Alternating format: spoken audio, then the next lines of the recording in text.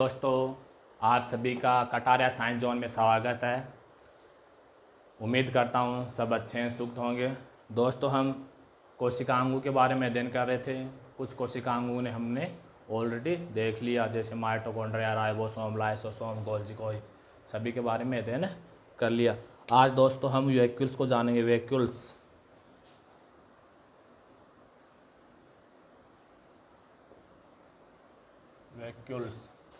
इसको हिंदी में क्या कहते हैं दोस्तों?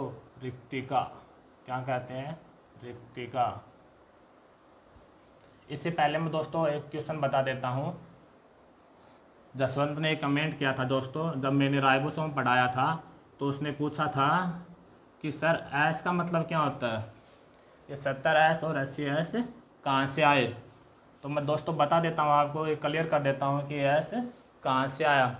दोस्तों, हम राइबोसोम का अध्ययन करते हैं तो एक विशेष यंत्र के द्वारा हम राइबोसोम का अध्ययन करते हैं, अर्थात राइबोसोम के अध्ययन में एक विशेष प्रकार के यंत्र का प्रयोग किया जाता है।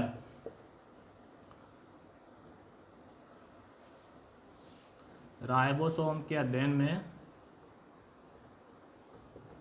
एक विशेष प्रकार का यंत्र का प्रयोग किया जाता है दोस्तों। उस यंत्र को क्या कहते हैं? Ultra centrifuge. क्या कहते हैं दोस्तों? Ultra centrifuge.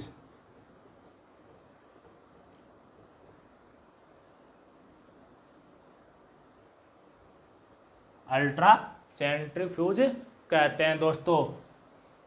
इस यंत्र के द्वारा जब हम राइबोसोम का अध्ययन करते हैं दोस्तों, तो राइबोसोम के अध्ययन के टाइम हम विशेष प्रकार की नलिकाएं लेते हैं। क्या लेते हैं? विशेष प्रकार की नलिकाएं लेते हैं दोस्तों।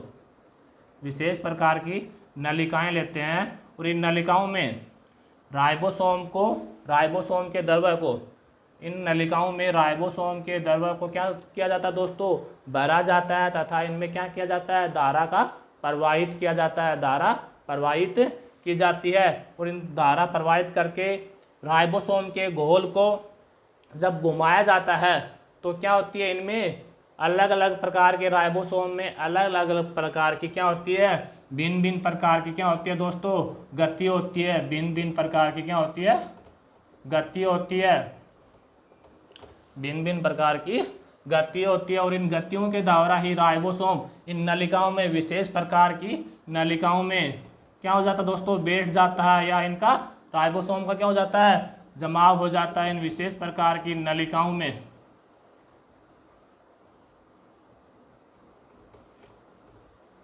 इन विशेष प्रकार की नलिकाओं में राइबोसोम क्या हो जाता है दोस्तों?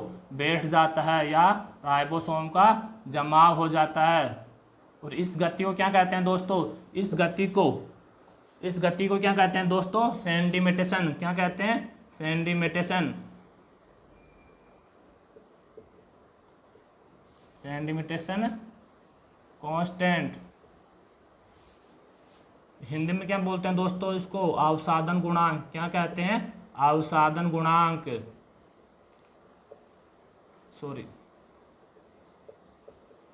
क्या कहते हैं दोस्तों? अवसादन गुणांक। और अवसादन गुणांक की मापने की यूनिट क्या है दोस्तों? मापने की इकाई क्या है? मापने की इकाई अवसादन गुणांक। क्या इस राइबोसोम की जो विशेष प्रकार की गति है, इसको मापने की यूनिट क्या है दोस्तों? मापने की यूनिट इकाई को क्या कहते हैं दोस्तों? सवेडबर्ग। क्या कहते हैं? सवेडबर्ग यूनिट के द्वारा क्या किया जाता है? मापा जाता है। और ये सवेडबर्ग यूनिट का क्या है? किस चिन्ह के द्वारा प्रदर्शित करते हैं? इसका सिंबल ले लिया। क्या ले लिया दोस्तों? एच चिन्ह के द्वारा इसको क्या करते हैं? प्रदर्शित करते हैं। एच चिन्ह के द्वारा इसको क्या करते हैं दोस्तों? प्रदर्शित करते हैं। और ये ऐसी क्या है? ये एस है दोस्तों। ये ऐसी क्या है? ये एस यहाँ पे आ गया। समझ में आ गया दोस्तों? 70S और 80S में क्या है? ये एस कहाँ से आया? इसका क्या होता है? इसका अर्थ क्या होता है? अवसादन गुणांक। और अवसादन गुणांक क्या है दोस्तों? जब हम राइबोसोम का अध्ययन करते हैं तो एक विशेष यंत्र के द्वारा अध्ययन करते हैं और उसको क्या कहते हैं? Ultra centrifuge. क्या कहते हैं दोस्तों? Ultra centrifuge. जब हम अध्ययन करते हैं तो विशेष प्रकार की क्या लेते हैं? नलिकाएं लेते हैं और नलिकाओं में राइबोसोम के घोल को जब घुमाया जाता है, धारा प्रवाहित करके जब घुमाया जाता है घोल को, तो क्या होता है?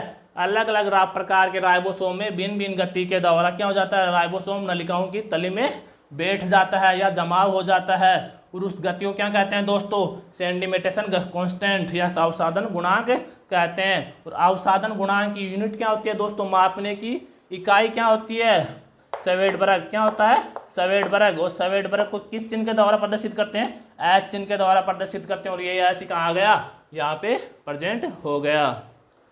समझ में आ गया दोस्तों। अब बात करते हैं वैक्यूल्स के बारे में। रिक्तिका, रिक्तिका किसे कहते हैं दोस्तों, यह प्लांट सेल में प्रेजेंट होती है। किस में होती है, पादप कोशिका में प्रेजेंट होती है। पादप कोशिका के जीवद्रव्य में, पादप कोशिका के जीवद्रव्य में प्रेजेंट होती है दोस्तों।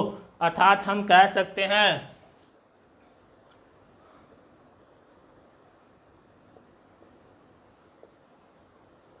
पादप कोशिका के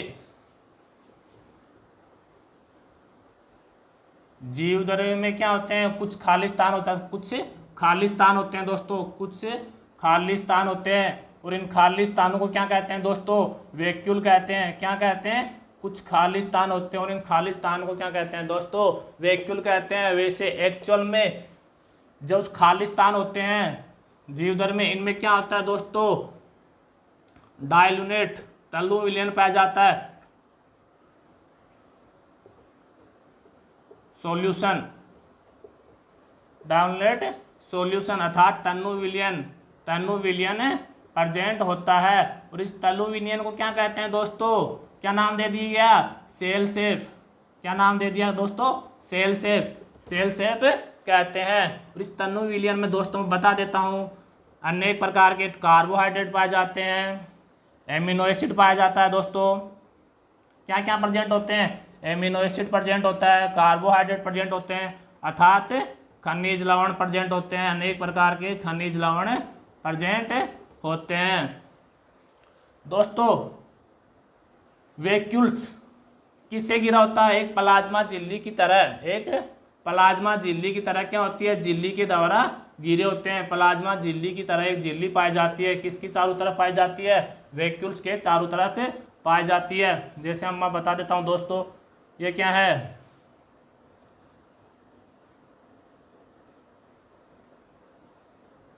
ऐसा कुछ स्थान होता है कोशिका में, और इस स्थान को क्या कहते हैं, वैक्यूल्स कहते हैं। क्या कहते हैं दोस्तों, वैक्यूल्स। और ये वैक्यूल्स किससे घिरा होता है, प्लाज्मा झिल्ली के द्वारा, एक झिल्ली से घिरा होता है। प्लाज्मा झिल्ली जैसी एक झिल्ली के द्वारा घिरा होता है। और उसको क्या कहते हैं दोस्तों, टोर्नोप्लास्ट। क्या कहते हैं, टोर्नोप्लास्ट। क्या कहते हैं दोस्तों, टोर्नोप्लास्ट। टोर्नोप्लास्ट की खोज किसने की दोस्तों, डी व्रिज ने की। कब की, 1885 में। कब की दोस्तों, टोर्नोप्लास्ट की खोज किसने की, डी व्रिज ने की दोस्तों। किसने की, डी व्रिज ने की। किसने की दोस्तों, डी व्रिज ने की। और कब की, 1885 में की। कब की दोस्तों, 1885 में की दोस्तों। रिक्तिका की खोज किसने की,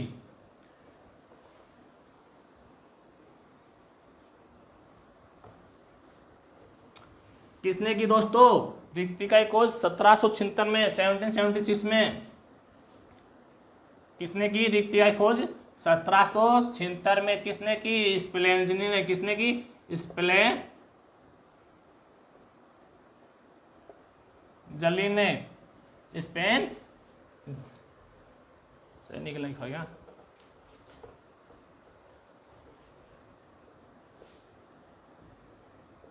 स्पेन लेजली ने। किसने की, स्पेन लेजली ने। कब की, 1776 में। कब की दोस्तों, 1776 में की। किसमें की, प्रोटोजोआ में। किसमें की दोस्तों, प्रोटोजोआ में। फिर नाम किसने दिया दोस्तों, रिक्तिका। रिक्तिका नाम देने वाला कौन था दोस्तों, डुजार्डिन। कौन था, डुजार्डिन। डुजार्डिन ने कब दिया, 1841 में। कब दिया दोस्तों, 1841 में। क्या नाम दिया, वैक्यूल कहा। डुजार्डिन ने क्या कहा, वैक्यूल नाम दिया। किसने दिया, डुजार्डिन ने। इसके बाद में आता है दोस्तों रिक्तिका, वैक्यूल कोशिका, प्रोकैरियोटिक प्रोकैरियोटिक प्रोकैरियोटिक कोशिका व जंतु कोशिका।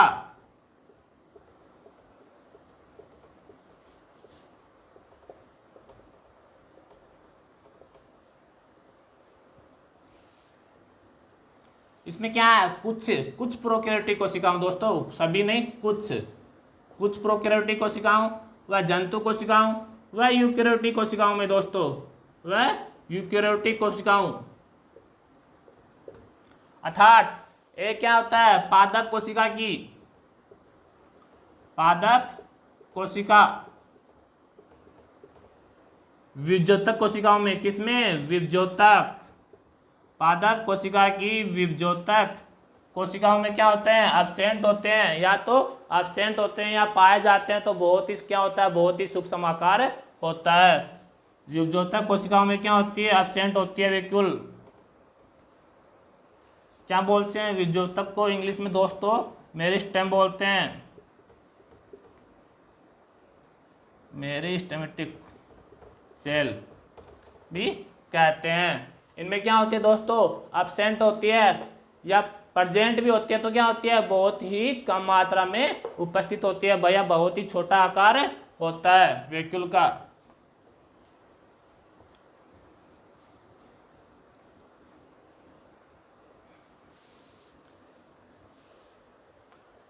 दोस्तों इसके आगे देखते हैं हम वैक्यूल को क्या कहते हैं, और स्टोर हाउस भी कहते हैं दोस्तों।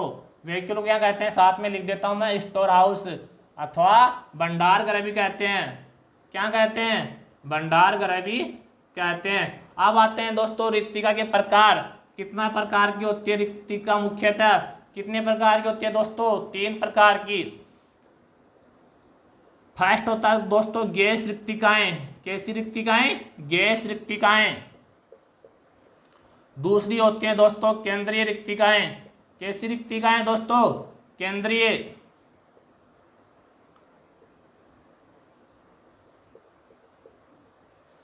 तीसरी होती है दोस्तों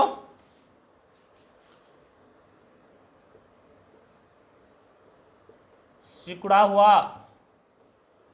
हुआ रिक्तिकाएं। ये कितने प्रकार के होते हैं दोस्तों, रिक्तिकाएं कितने प्रकार की होती हैं, वैक्यूल्स कितने प्रकार के होते हैं, 3 प्रकार के होते हैं, गैस वैक्यूल्स, केंद्रीय वैक्यूल्स और सिकुड़ा हुआ रिक्तिका। गैस वैक्यूल्स किस में पाया जाता है दोस्तों, मुख्यतः किस में पाया जाता है, बैक्टीरिया में। किस में प्रेजेंट होता है दोस्तों, बैक्टीरिया में प्रेजेंट होता है।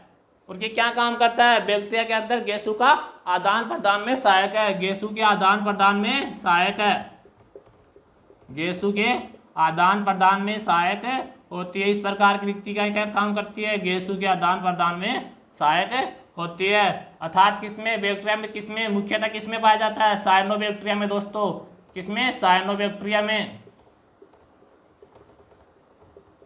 साइनोबैक्टीरिया में प्रेजेंट होती है। केंद्रीय रिक्तिकाएं, केंद्रीय रिक्तिकाएं दोस्तों जो निम्न श्रेणी के पादप होते हैं, निम्न श्रेणी के पादप सेल होती हैं उनमें प्रेजेंट होती हैं। अर्थात 30% भाग कोशिका का 30% भाग घेरती है, जिसमें 80% क्या होता है, जल की मात्रा पाई जाती है। 80% किसकी मात्रा पाई जाती है दोस्तों, जल की। सिकुड़ा हुआ रिक्तिका, सिकुड़ा हुआ रिक्तिका दोस्तों ये क्या होता है, ये भी निम्न श्रेणी के ही प्लांट सेल में प्रेजेंट होता है।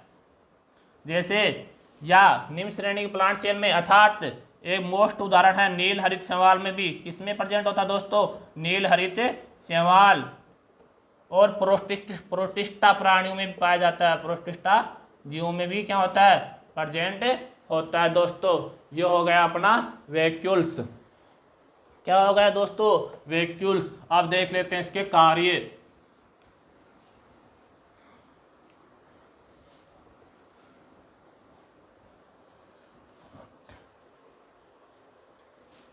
कार्य दोस्तों, ये कोशिका का क्या करता है, कोशिका में प्रेजेंट अवशिष्ट पदार्थ, कोशिका में प्रजेंट, ऐसे लिख देता हूं, कोशिका में प्रजेंट अपशिष्ट पदार्थ या वेस्ट प्रोडक्ट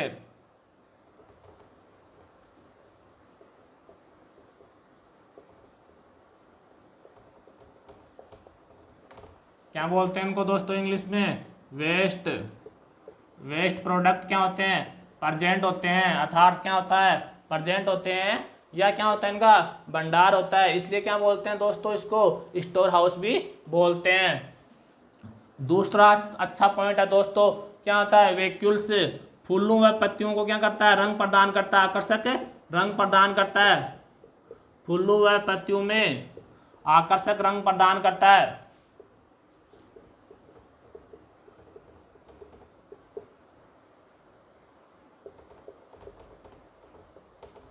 क्यों करता दोस्तों? जब मैंने बताया था क्या, सेल शेप किसको बोलते हैं? सेल शेप जो तन्नु विलियन प्रेजेंट होता है रिक्तिका के अंदर, क्या होता है? झिल्ली के अंदर, टोनोप्लास्ट झिल्ली के अंदर क्या होता है? सेल शेप प्रेजेंट होता है, जिसमें अनेक प्रकार के खनिज, लवण, एमिनो एसिड क्या होते हैं? प्रेजेंट होते हैं। और इस सेल शेप में क्या होता है दोस्तों? एंथोसायनिन वर्णन पाया जाता है। क्या पाया जाता है? एंथोसायनिन।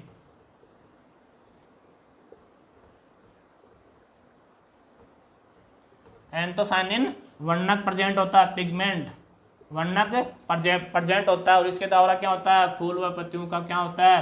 रंग प्रदान करता है। तीसरा पॉइंट क्या है दोस्तों? ये निम्न श्रेणी के पादप या क्या होता है? बैक्टीरिया, नील हरित शैवाल ये होते हैं। इनमें क्या होता है? गैसों का आदान प्रदान करता है। क्या करता है? गैसों का आदान प्रदान। गैसों का आदान प्रदान करता है।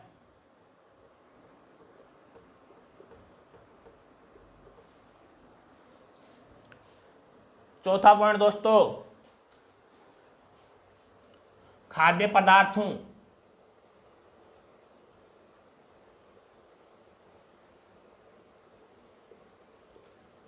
पदार्थों की उपापचय क्रिया में सहायक है। किसमें सहायता दोस्तों?